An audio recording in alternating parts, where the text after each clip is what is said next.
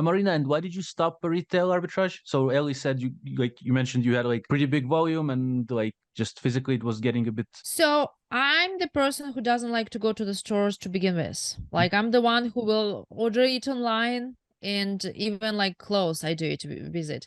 So I live in the area where it's not much stores around, not much outlets or something like that. So every time I went somewhere, it was like 60 to 70 miles. And of course, if I go that far, I pay for gas, I pay for toll roads. Of course, I source like all day. I literally worked like 12 hours, and that's exhausting. And plus, since you need those stores to be restocked, so basically on Monday you go all the way left 70 miles, and let's say on Tuesday you pack, on Wednesday I go 70 miles like up north, let's say, and like so on. It was a little bit exhausted for me. Yeah, I wanted to grow the business because it felt more like a job, because you basically do everything. I wanted to create system, to hire some people, prep center, all that stuff. And yeah, I just moved to online arbitrage because I just didn't want to go over there. And I understand everyone who would say, because I hear that a lot. People say like, oh, we don't want to go to the stores. We don't want like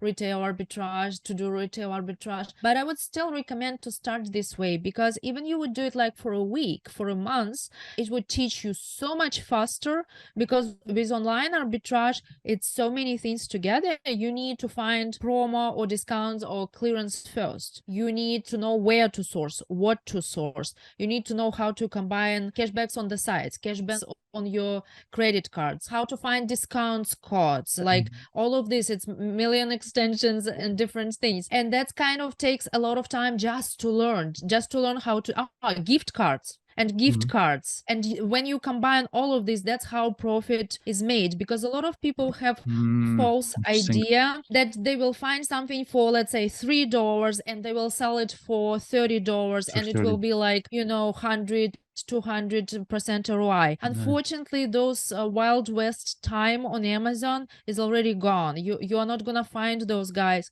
or if you will, sometimes you might, but it's not gonna last. It's gonna be like clearance item, which is not gonna be back. It's not like something you can constantly find all the time. So in this case, you need to learn how to combine all of those gift cards, cashbacks, discounts, how to find those in order to make like, you know, 20%, 30% down to the price, and that's how you make profit. That takes quite some time. And plus, if you are not familiar with Amazon first, that's another learning curve. If you're not familiar how to prep, how to ship, that's another one, and it's all at once. That's why I really recommend everyone to try retail arbitrage just for a while. You will learn way, way, way faster.